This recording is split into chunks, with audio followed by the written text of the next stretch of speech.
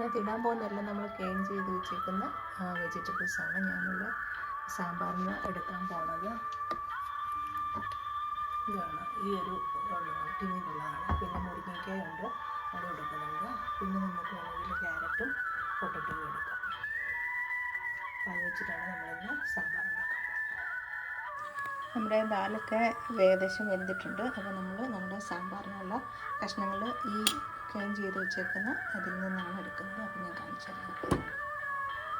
ഇത് ഓരോന്നോരോന്നായിട്ട് ഒരു തക്കാളി ഇടാം. ഞാനതിൻ്റെ വെള്ളമൊന്നും എടുക്കുന്നില്ല.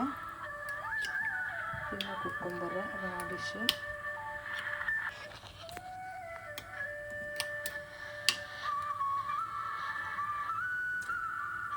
രാവിലത്തെ ഇഡലിക്കാണ്. ക്യാരറ്റ് ഒരു അരപ്പിന്,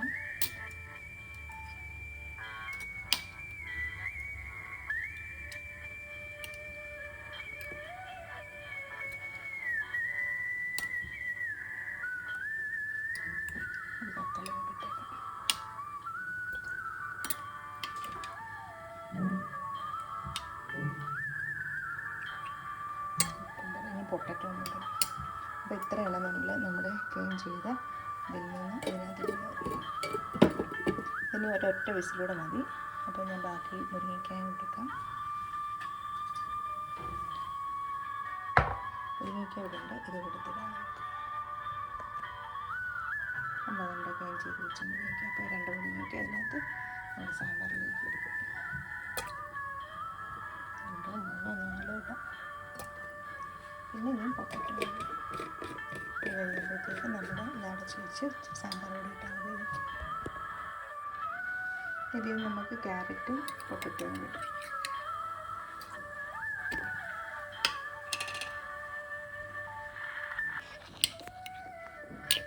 പൊട്ടറ്റോ അടിയിൽ എടുത്തിട്ട് നമ്മൾ സാമ്പാർ കുക്കറിൽ വെന്തുകൊണ്ടിരിക്കുമ്പോൾ നമ്മുടെ ഇഡലി ഇവിടെ റെഡി ആയിട്ടുണ്ട് ഏകദേശം.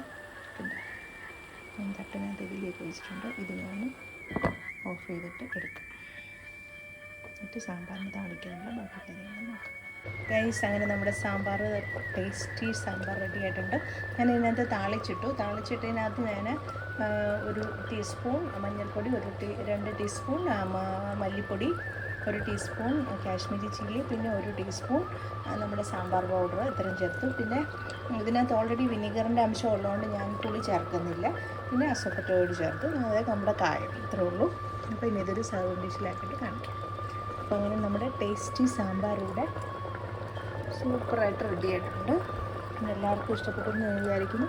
അങ്ങനെ എളുപ്പത്തിൽ നമുക്ക് സാമ്പാർ ഉണ്ടാക്കാം. കണ്ടോ, നല്ല സൂപ്പർ മുരിങ്ങയ്ക്കായും എല്ലാം ചേർന്നൊരു നല്ല സാമ്പാറാണ് നമുക്ക് കിട്ടിയിരുന്നത്. അങ്ങനെ പെട്ടെന്നൊരു സാമ്പാർ ഉണ്ടാക്കാൻ നമ്മുടെ കഷ്ണങ്ങളൊക്കെ വെച്ച്, അതാണ് ഇതിൻ്റെ ഒരു അഡ്വാൻറ്റേജ്. എല്ലാവർക്കും ഇഷ്ടപ്പെട്ടു ഫ്രണ്ട്സ്. അങ്ങനെ നമ്മുടെ സൂപ്പർ സാമ്പാർ ഇവിടെ റെഡി ആയിട്ടുണ്ട്. എല്ലാവർക്കും ഇഷ്ടപ്പെട്ടെന്ന് വിചാരിക്കുന്നു. ഇഷ്ടപ്പെട്ടെങ്കിൽ ലൈക്ക് ചെയ്യുക, ഷെയർ ചെയ്യുക. Thank you watching my channel. മറ്റൊരു നല്ല റെസിപ്പി ആയിട്ടാണ്.